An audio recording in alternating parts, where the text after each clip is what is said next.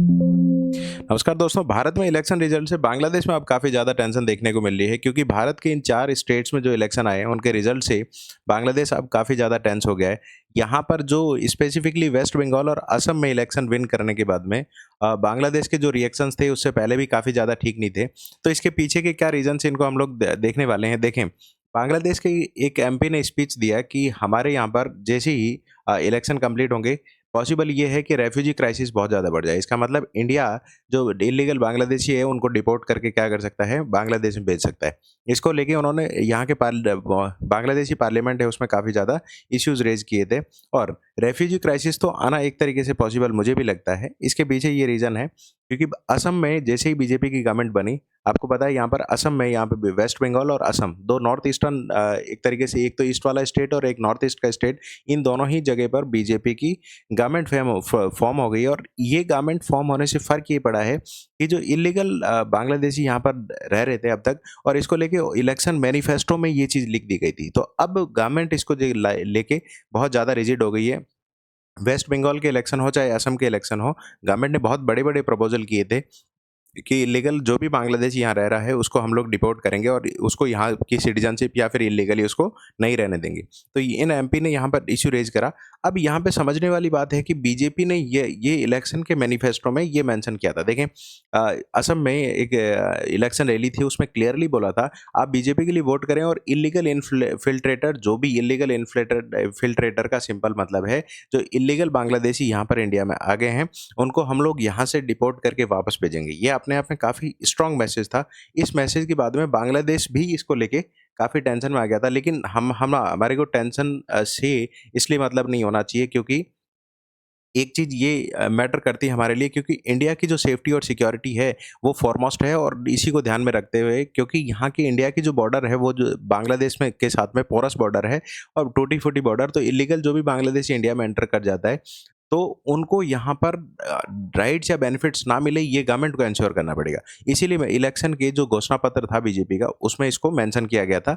अब यहाँ पे एक सबसे बड़ी चीज़ निकल के आई कि असम के जो चीफ मिनिस्टर थे हेमंत बिस्वा शर्मा, उन्होंने ऐसा बोला कि जो 1950 का लॉ है जिसको प्रधानमंत्री नेहरू ने उस टाइम होल्ड पे रख दिया था, उसको हम लोग इम्प्लीमेंट करने वाले। इस लॉ में क्लियरली ऐसा एक तरीके से मेंशन किया गया था कि भाई जो इलीगल बांग्लादेशी इंडिया में एंटर कर जाते हैं उनको यहाँ से डिपोर्ट करने की प्रोसेस, उनको यहाँ पे डिटेंड करना और उनको फिर से वापस भेजने की जो प्रोसेस है उसको फास्ट कैसे किया जाए, वो 1950 का लॉ था जिसको उस टाइम के प्राइम मिनिस्टर नेहरू ने होल्ड पे रख दिया था, नेहरू जी ने होल्ड पे रखा था। तो इन्होंने बोला कि हमारी जैसी ही गवर्नमेंट बनेगी इसको हम लोग एक्सपीडिएट करेंगे और बहुत ज़्यादा इसको फास्ट कर देंगे। तो यहाँ पर बांग्लादेश इसको लेके भी काफ़ी ज़्यादा टेंशन में आ गया। ये जैसे हेमंता बिस्वा शर्मा ने बोला बांग्लादेश की में टेंशन इतनी ज़्यादा हो गई कि उन्होंने एनवॉय तक को भारत के एनवॉय को समन तक कर दिया।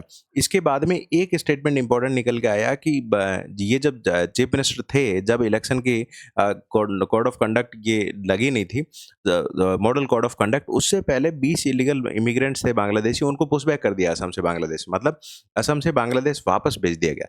तब ये टेंशन और ज़्यादा बढ़ गई कि किसी भी स्टेट का सीएम विदाउट पीएम की विदाउट प्राइम मिनिस्टर की रिकमेंडेशन या परमिशन के इन इलीगल जो भी फॉरेन नेशनल है उनको वापस कैसे भेज सकते हैं। तो उन्होंने बोला कि ये स्टेट के अफेयर्स हैं और स्टेट के अफेयर्स को हम लोग वहाँ का सीएम डील कर सकता है, इसीलिए उनको वापस भेज दिया। अब जैसे ही ये स्टेप लिया गया बांग्लादेश में और भी ज़्यादा इश्यूज क्रिएट हो गए कि बांग्लादेश के जो हमारे इंडियन एनवॉय थे उनको समन कर दिया। मतलब इंडिया के जो हाई कमिश्नर बांग्लादेश में थे उनको वहाँ बांग्लादेश की गवर्नमेंट ने समन कर दिया कि ये जो हमारे सीएम है ये ऐसा क्यों बोल रहे हैं। अब आप सोच के देखें यहाँ तक बांग्लादेश पहुँच चुका है, ये ज़्यादा ठीक बात नहीं है क्योंकि इंडिया में अगर किसी स्टेट में कोई भी फॉरेन नेशनल जाता है, ये इंडिया की सॉवरेनिटी के अगेंस्ट है क्योंकि वो इलीगली गया है। उसके पास ना कोई पासपोर्ट है, ना कोई वीज़ा है। तो इस तरीके से जाना और उसको डिफेंड करना और हाई कमिश्नर तक को समन कर देना, ये अपने आप में काफ़ी ज़्यादा कंसर्निंग लगता है। बांग्लादेश को ये सोचना पड़ेगा और ये चेक भी करना पड़ेगा कि वहाँ से जो रेफ्यूजीज़ बाहर इंडिया में एंटर कर रहे हैं, क्यों उनको शरण दी जाए। उनको अपने नेशनल्स को, क्योंकि ये आपको आप लोगों को डेफिनेटली पता होगा कि म्यांमार में जब रोहिंग्या वहाँ से निकले और बांग्लादेश में एंटर करे तो वहाँ रेफ्यूजी का बहुत बड़ा क्राइसिस आ गया था। तो इंडिया में अगर इतने रेफ्यूजीज एंटर कर जाएंगे इलीगली, तो इंडिया में ऑलरेडी जॉब अपॉर्चुनिटीज कम है और लोग ऑलरेडी सफ़र कर रहे हैं, तो ये फर्दर और ज़्यादा एस्केलेट होगा और हो सकता है कम्युनल टेंशन भी इनके रीजन से बढ़ सकती है। तो हाई कमिश्नर को सिर्फ इस रीजन से समन कर देना मुझे किसी भी तरीके से जस्टिफाइड नहीं होता। इसके बाद इसी बिटवीन गवर्नमेंट ऑफ इंडिया ने एक डिसीजन लिया कि जैसे मान लो यहाँ पे इंडिया और बांग्लादेश की जो बॉर्डर है वो काफ़ी पोरस है, मतलब टूटी फूटी है, ब्रह्मपुत्र रिवर उसको तोड़ फोड़ देती है। तो इंडिया ने एक डिसीजन लिया, मिनिस्ट्री ऑफ होम अफेयर्स ने, कि हम लोग बांग्लादेश की बॉर्डर पर रेप्टाइल्स मतलब स्नैक और क्रोकोडाइल्स को डिप्लॉय करने वाले, मतलब हम लोग इन दोनों को वहाँ पे छोड़ेंगे। अब ये जैसे ही डिसीजन लिया गया गवर्नमेंट की साइड से, वहाँ पे बहुत ज़्यादा एक तरीके से क्रिटिसिज्म देखने को मिली। और सबसे बड़ी चीज़ है कि फॉरेन मीडिया ने भी इसको बहुत स्ट्रांगली कवर करा कि भाई गवर्नमेंट का ये जो डिसीजन है ये ह्यूमन राइट्स के एंगल से ठीक है या नहीं। आप लोग जरा सुने इस क्लिप को जो फॉरेन मीडिया ने कवर किया। Using snakes and crocodiles to deter undocumented migration along parts of its border with Bangladesh. The proposal is drawing sharp criticism. ये ऐसा बोल रहे हैं कि भाई इंडिया के जो बांग्लादेश बॉर्डर पर जो डिसीजन लिया गया था जिसमें इलीगल बांग्लादेशी जो एंटर करते हैं उनको रोकने के लिए अब जो वेननमस स्नैक है और क्रोकोडाइल से उनको बॉर्डर पर छोड़ा जाएगा। अब ये अटेंशन इसलिए ले रहा है कि इसे इलीगल जो डिपोर्टेशन है, इलीगल माइग्रेशन है बांग्लादेश से इंडिया में, वो रोकने वाला है, ये तो सर्टेन है। लेकिन यहाँ पे इसको ह्यूमन राइट्स के एंगल से नहीं देखा जा रहा है और इसको क्रिटिसिज्म बांग्लादेश ने भी इसको क्रिटिसाइज करा, लेकिन ये ठीक बात नहीं है। इसके साथ गवर्नमेंट को ये सोचना पड़ेगा कि ये जो चीज़ें हैं ये किस लिमिट तक हमारे लिए ठीक है। अब इस चीज़ पे हाई कमिश्नर को एक तरीके से समन करना ये किसी भी एंगल से जस्टिफाइड मुझे नहीं लगता।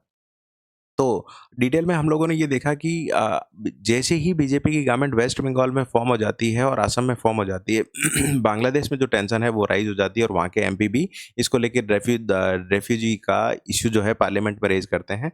लेकिन उनको ये समझना पड़ेगा कि अगर लोकल जॉब अपॉर्चुनिटीज़ क्रिएट नहीं होती है तब तक वहाँ से इलीगल जो इमिग्रेशन का इश्यू है, इलीगल माइग्रेशन का इश्यू है, वो रुकने वाला नहीं है। और अब गवर्नमेंट ऑफ इंडिया को स्ट्रिक्ट पॉलिसी लेनी ही पड़ेगी, क्योंकि हम लोग इनको बहुत लंबे टाइम तक बेयर नहीं कर सकते, क्योंकि इंडिया में ऑलरेडी रिसोर्सेज का बड़े लेवल पर क्रंच है। और इसी को ध्यान में रखते हुए गवर्नमेंट ऑफ इंडिया को कुछ स्ट्रिक्ट डिसीजन लेने पड़े और वो गवर्नमेंट ने लिए भी हैं। और इसको लेके आगे गवर्नमेंट को और ज़्यादा इसको प्रोसेस को फास्ट करना ही चाहिए, मुझे ऐसा लगता है। आप लोग क्या सोचते हैं मुझे कमेंट करके ज़रूर बताएं और ऐसे ही इश्यूज़ को डिटेल में डिस्कशन सुनने के लिए आप लोग सब्सक्राइब ज़रूर करें।